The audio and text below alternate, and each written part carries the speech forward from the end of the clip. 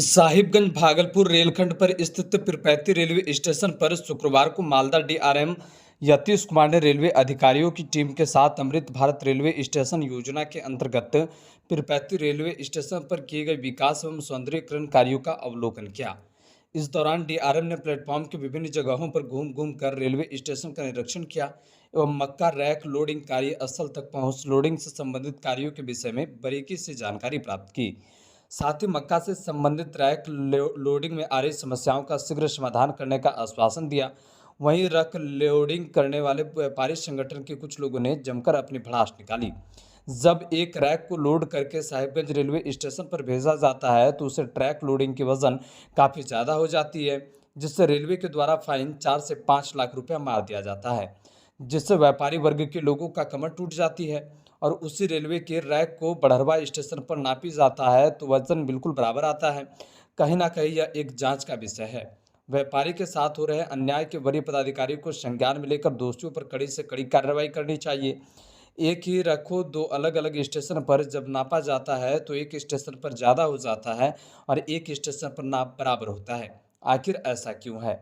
कहीं ऐसा तो नहीं कि रेलवे के कुछ पदाधिकारी के मिलीभगत से व्यापारी को लूटने का कार्य किया जा रहा है, जिस वजह से व्यापारी वर्गों में काफ़ी नाराजगी देखी जा रही है।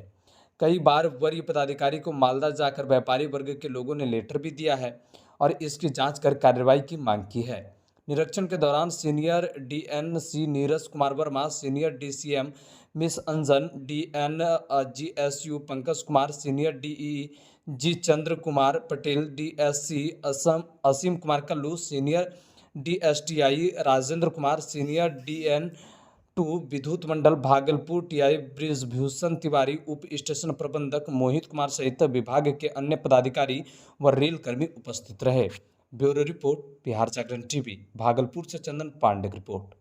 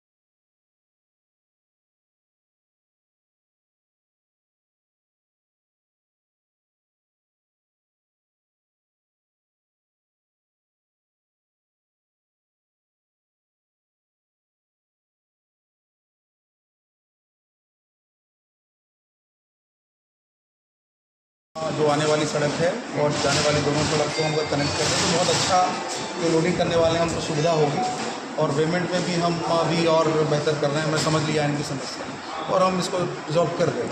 तो मैं आया ही था इसी पर्पज से कि हम एक्चुअल फील्ड में प्रॉब्लम को देख पाएँ कि क्या सच में क्या समस्या है ना। और ये स्टेट गवर्नमेंट के साथ हम लोग मिल करके आपस में इसको रिजॉल्व करें। इससे अच्छी मतलब अपॉर्चुनिटी भी नहीं है कि हम इतने शुभ दिन पर बहुत जल्दी इसका उद्घाटन होने वाला है। तो सारे लोग जो यहाँ के लोग हैं स्टेक होल्डर्स सबका भलाई को देखते हुए बढ़िया निर्णय बहुत जल्दी ही किया जाए। एक नंबर जितना सर सौंदर्यीकरण हो गया, 2 नंबर उतना ही फीका लग रहा है। क्या 2 इसका नंबर फेज़ 2 ऑलरेडी प्रोसेस में है और भी चीज़ें हैं जो एक्चुअली एक फार्मूला है इसके अंदर कि क्या क्या करना है, उसके बाहर भी बहुत सारी चीज़ें होती हैं। तो इसका फेज़ 2 भी सैंक्शन इस साल होगा, तो बाकी चीज़ें दूसरे प्लेटफॉर्म की वो भी करते हैं। इसका भी कोई तय नहीं हुआ सर, सेकेंड फेज कब तक चालू नहीं, सेकेंड फेज मतलब सैंक्शन स्टेज पर है, इसलिए वैसा कोई या सेकेंड फेज शुरू होने से पहले तत्काल से उसमें शौचालय और बुकिंग काउंटर का बहुत दिक्कत होता है। सीढ़ी 1 है, अब बड़ी संख्या की आबादी दक्षिणी क्षेत्र में, वो सब है। और जब से मक्का लोडिंग हो रहा है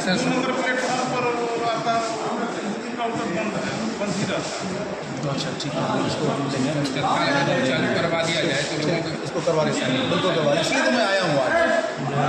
पॉकेटमारी सब बहुत ज़्यादा बढ़ गया स्टेशन। घटना पॉकेटमारी के सब मालदा इंटरसिटी बनांचल एक्सप्रेस लोकल में बुलियान टाउन में बहुत इस समय लास्ट अगर आप देखे होंगे, आप लोग तो मीडिया के ही हैं, लास्ट 10 दिन से हम लोगों ने एक बहुत क्लोज सर्किट ग्रुप बनाया है और 50 से एक्स्ट्रा RPF के स्टाफ मालदा डिवीजन में बुलाए गए हैं और CRO HRO और जितने भी हैं उसके एक अलग तरह का लेवल का मुहिम चल रहा है। आप लोग खुद ही छाप भी रहे हैं, आप लोगों को पता ही है। और हम लोग इस समय एकदम डायनेमिक मोड में हैं और जो इन्फॉर्मेशन गैप होता है हम लोगों का आपस में, उसको हम लोगों ने डायरेक्ट कम्युनिकेशन चैनल खोल करके सर CCTV सर इधर सबका प्रोविजन है, सब चीज़ पाइपलाइन में है, सब चीज़ का तत्काल कैसा सुरक्षा के लिए RPF की संख्या प्रति स्टेशन पे हाँ बढ़ेगी? ऑलरेडी बढ़ा दिया, ऑलरेडी इनपुट आ गया है। कितनी की संख्या बढ़ेगी? टोटल डिवीजन में 50 लोग आए हैं, यहाँ पे भी प्रोपोर्शनेटली हम लोग बढ़ाएंगे इसको।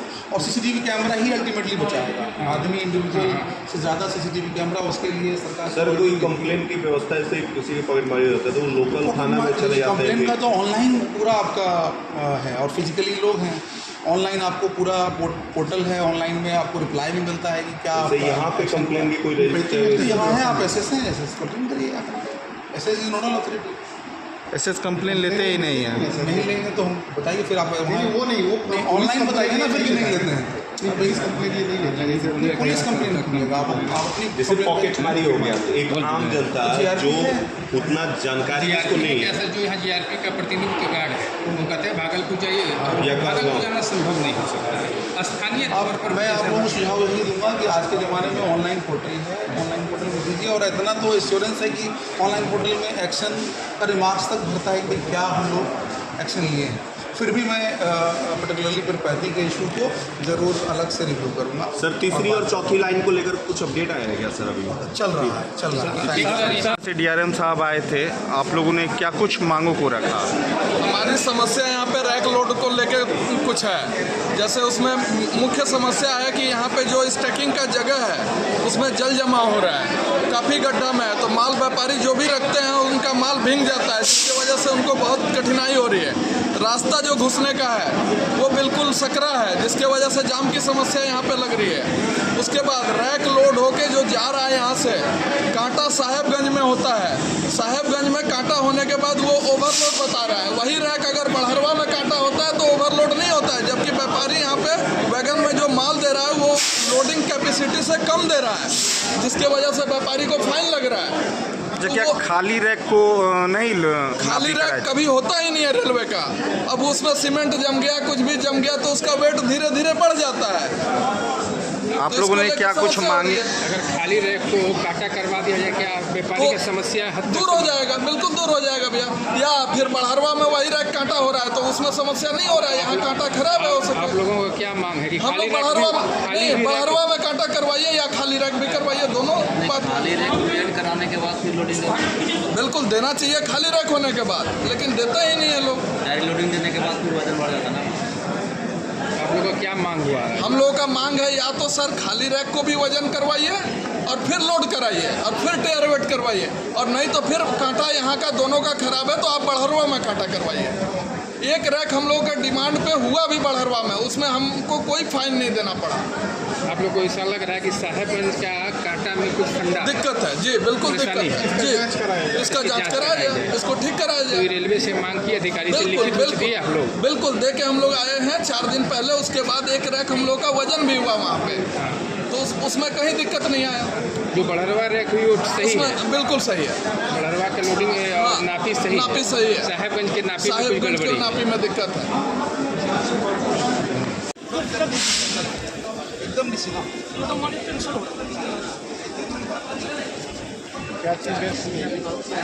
इतनी बड़ी झमेला है कि एक पॉइंट खत्म हो गया। क्या है झमेला?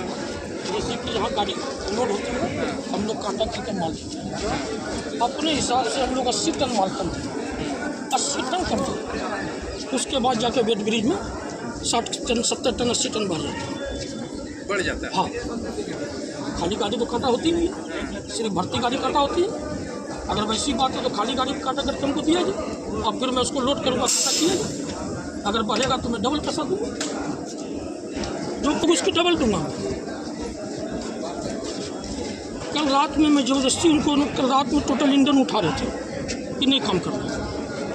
कोई व्यापारी भैया अगर 40 लाख रुपया दे दे रेलवे में तो काम करेगा? कमाने ना आया हो, कमाने आया है, कोई सपोर्ट ही नहीं है रेलवे का। मैं परसों अपने से माल दे गया हूँ, मेरी बात हुई डीएम साहब से कि हाँ ठीक है, इसको देख लेते कर देते, और वही काम हो गया। अगर रेलवे कोऑपरेट करेगी तो व्यापारी रहेगा। 100% कोऑपरेट करेगी। हो रहा ये बाबू क्या भैया हो रहा है गाड़ी, ये हो रहा, बोलिए आप किस बोले? नहीं आप 2 बार आदमी माल दे चला गया। ठीक है, आपका बात हम भैया पहुँचा दिए। आप पहुँचाए? मैं तो खुद भेंट करके आया हूँ, बता ही दिया। मैं भेंट करके भी आया हूँ, परसों में मालदे से आ रहा हूँ।